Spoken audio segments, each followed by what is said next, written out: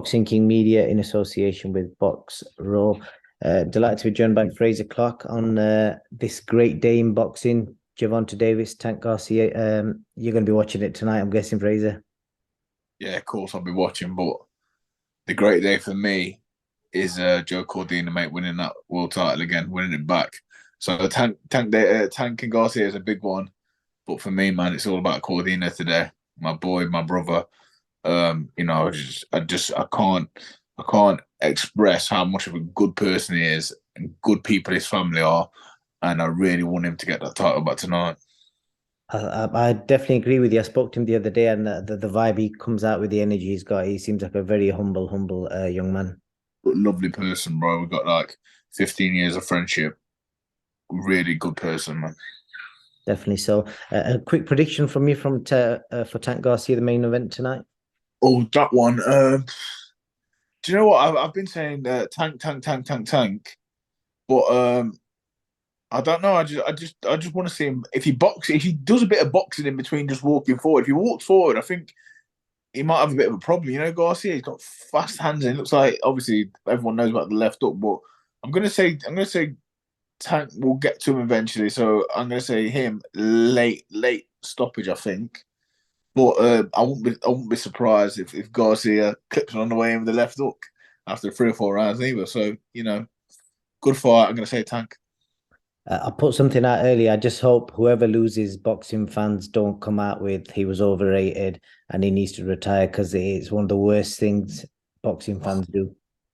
Literally, like in when you get two people like that, no one really loses. Today they become more superstars than they already are. They get commended for taking the fight. Hopefully, the fight lives up to the expectations of the two names. The winner goes on, I imagine, to do great things, but I don't think the loser will be too far behind them either. Do you know what I mean? Like that is at top level. I think them two there. I think there's a lot of people that will be sitting here, especially the heavyweight division, should be looking at this fight thinking, you know what, we're embarrassing ourselves a little bit here. We're embarrassing ourselves. We're letting the little guys take the spotlight because they're willing. Do you know what I mean? They're getting paid extremely well, both of them. They're both going to do very well out of it. And just think, if them little guys are doing that, the big guys should take a leaf out of their book. Well, that brings me nicely on. I don't know if you set that up deliberately, Frazer. Your name's been flying all over social media last 48 hours or so. But the first thing I want to clarify is obviously you've got put forward for the British title. Just for fans who probably don't understand, do you with like the governing bodies, WBC, WBA, the promoters normally push for their fighter to get in the rankings and they pay money towards fees, etc. Is it like that with the British Boxing Board as that, or was he even expecting to be put forward for this? No, I think obviously with the British title, there was three names floating about. One, it was myself, Solomon, and David Adelaide. It could have been one of the three. Was I expecting it to be me? I didn't see no reason why not. I thought it was all on a level playing field. David's had a few more fights than me and Solomon, but then he's had the disappointment of probably should have lost to Sokolovsky. Me and Solomon both beat him. Me and Solomon have boxed a couple of the same opponents. I think I've done a better job on them. So I think it was justified. I think my selection was justified, if I'm honest. But I wouldn't have been upset. I would have been a bit gutted because it would have been nice to box for the British title, which I'm going to. But it could have gone to any of us. I think it could have gone to any of us. I don't know if it's the fact that I've got the Olympic medal that's sort of nudged me in there. If they've gone off my last performance, I got a guy with a decent record out there. So listen, it had to be one of us. It was me. I'm grateful. Thank you to God. Thank you to the people that made the decision. But it is what it is. And listen to this. I am mandatory to box for the British title. This is not voluntary defence. This is a mandatory, and it will happen despite of anything. Before September, that's what it says in the British board said. Fabio Wardley will defend against Frazer Clarke for the British heavyweight title. Unless he gets rid of the belt, which I don't think he will, me and him will be in the ring before September. Whether that's June, July, August, September, I don't care. I'm already getting ready. So I will fight for the British title. That's it. That's the top of bottom of it. No, and the other thing is, until the purse bids are sorted, all this stuff on social media last 48 hours, it's all smoke and mirrors because no one knows where or when it's going to be until that's done and dusted on May the 10th. Well, the reason I wanted to ask about, the procedure and you getting put forward for it, because a lot's been made out the fact that I think Ben picked up on it as well, that you've not fought a 10 rounder yet. And I've heard in the past, at the lower weights where the boxing board have been a bit strict on if you've not fought a British opponent or if you've not had a 10 rounder, they won't put people forward for British titles. So I'm just curious as, it's probably a question for the board for them to clarify, to be fair. Yeah, that's out of my hands. But I've been made mandatory. I'm staying mandatory until I become champion, which will be before September.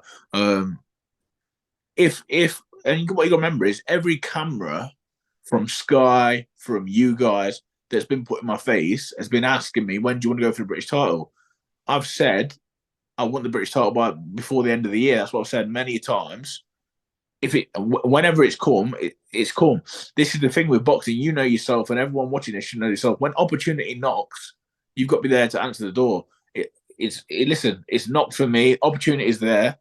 I'm a fighter, and remember, I'm not like these guys that are at the top in the big leagues dealing with this multi-million-pound deal. It's a British title fight. For me, it's a standard. I've won British title as an amateur, and I plan to do it as a pro. So it's just all part of the progression. I'm not making too much into it, like, oh, I'm not going to be a diva. Get me the fight, get me the date, pay me the right money, which I'm sure will happen anyway, and let's fight for it. Let's entertain. Let's do what the guys at the top aren't doing, and let's fight. And hopefully inspired by Tank and Ryan Garcia. With regards to the interview Ben Shalom did yesterday, and I think the vibe people were picking up from that interview were, I think he was quoted as saying the fight will happen when it's supposed to happen. He didn't really give any dates. And then I think people on Twitter, etc., suggesting maybe he doesn't feel that you're ready for it because you've not had the 10 rounder yet. And obviously Eddie's done an interview last night, and obviously Eddie's not short of words, and he said, absolute madness. I'm very confused. And he basically reckons Ben Shalom is saying that we don't want the fight, you're inexperienced, and it feels like he may be undermining you. And further on to that, he says Frazer wants the fight, but maybe he needs to speak to his team because they're making him sound silly and making it look like you're not ready for the fight. So it's obviously questioning your character, and obviously people online are thinking this guy's been in the Olympics and Fabio's experience. Let me stop you. My character can never be questioned, ever. In terms of the interview, Ben said what he said. I spoke to Ben within about 20 minutes of seeing that straight away. And yeah, at the time I was probably a little bit not even disappointed. I just questioned what he was saying. So there was a little bit of a communication error between ourselves and Ben, but I let it be known to him what I want there and then, even though I think he should have known it already, because like I say, every interview, every post-fight interview, all I get is British title, Fabio Wardley. But yeah, you know what, in terms of the Twitter stuff, it's a masterstroke from Eddie in it. I think it's just experience against inexperience a little bit there from Ben. Ben probably went a little bit naive and said a few words, and Eddie's just pulled him on it. He's clever. He found a clever way of sort of making out that he's trying to cause some disruption between me and my team. But like I say to anyone, remember I'm the captain of this ship. I hope saying it in a big-headed way or nothing like that, but I'm the boss. And I listen to people as well. Don't get me wrong. I listen to people. I listen to good advice. And once again, until the purse bids are sorted, there's not a lot that can be said or be done really. Like, so it's all smoke and mirrors. Like, if Eddie wins the purse bid, then he can decide when the fight is. And if he decides it's in July, then I'll fight him. I'll fight Fabio next. If Ben wins the purse bid and he's concerned that I haven't done a 10 rounder and he has till September to make the fight, then he could put it in the last week of August and I could have a 10 rounder before. So until the money men put the hands in their pocket and sort the purse bids out, then we won't know where it's going to be or when it's going to be, and if I'll fight before, if I won't fight before. If Fabio chooses, if Ben wins it and chooses to do it end of August, and Fabio chooses not to fight before then, that's up to him.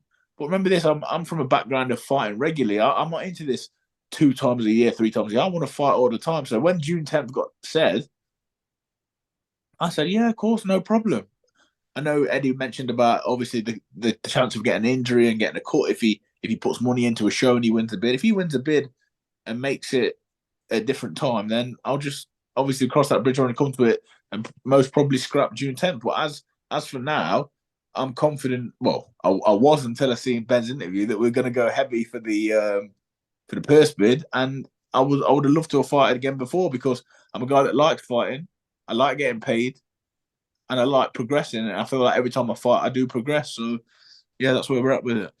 To wrap up, let's clarify this. So in summary, the British board have said you've got till September. The fight's going to happen before September. So both of you could quite easily take an interim fight. And Eddie is basically wanting you not to take that fight because he wants it in the football stadium in July, I think it is, or June.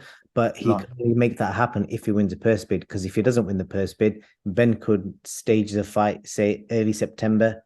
And that's basically it. Am I right in saying? Yeah, you're right. So yeah, basically, so it's basically all of it smoke and mirrors and tongue in cheek, until someone's actually claimed it and it's theirs to talk about. That's why I've not really responded to much. I mean, in the meantime, I had a call out of what's his name, Harry Armstrong.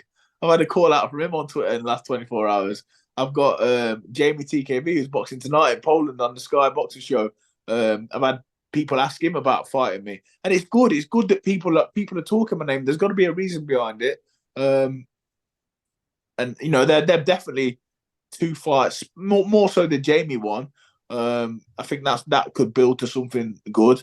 Obviously, Harry lost to Jamie recently, so yeah, that is what it is. And if the interim chance did come up to fight before fighting Fabio, maybe I could use him as a punch bag for a few rounds, possibly. But as for now, I'm waiting for the purse bids. I'm in the gym getting ready because I know that Eddie. I'm not getting ready as in camp, but I'm training. I know Eddie could possibly win it. He could possibly spring the July date on us, but you'll never catch me cold. I'll be ready. So yeah, just to sum up, just so fans know, up until that purse bid is clarified, nobody can really claim who's ducking who, etc. Because there's no ducking. There's not going to be ducking. There's no ducking. I don't duck people. I don't duck Fabio Wardley. If I duck Fabio Wardley, I shouldn't be in the fucking sport. He's done well so far. He's never fought anyone that's going to punish his mistakes. I am not ducking him 1,000,000%. If I was in this, there'd be no point me being in this sport if I wasn't willing to fight the likes of Fabio Wardley. Done well so far. He's had a good career. Let Big Frazer get him smashed all over. He can bounce back. But until then, till the purse bids are done, let's just keep it stum. Frazer, I really appreciate your time. Thanks for clarifying your position, and hopefully the fans can see that Frazer Clarke is basically just waiting to see who wins the purse bid, and then you'll assess and decide what's going to happen. No worries, bro.